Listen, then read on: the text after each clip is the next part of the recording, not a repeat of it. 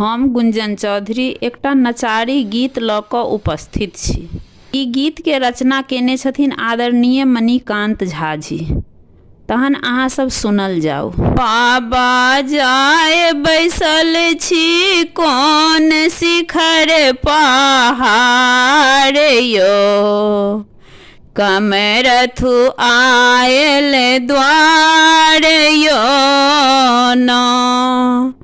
बाबा जाए बैसल छी कोन शिखर पहाड़ यो, कमरथु आयल द्वार यो न।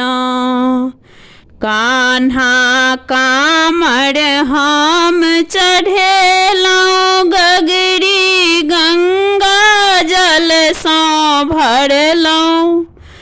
कान्हा कामर हम चढ़ेलहुँ गगरी गंगा जल सँ भरलहुँ। जपलहुँ हर शिव बम बम कैलहुँ जय जयकार यो, कमरथु आयल द्वार यो न।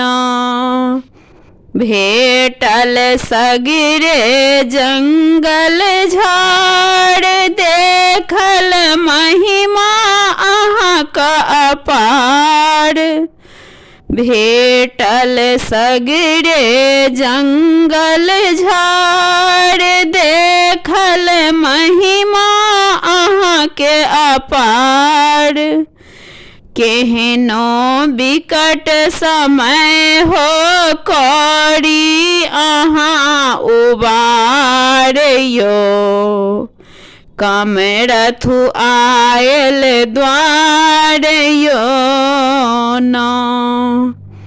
लगाबू जल्दी नैया पार अहाँके महिमा अपरंपार।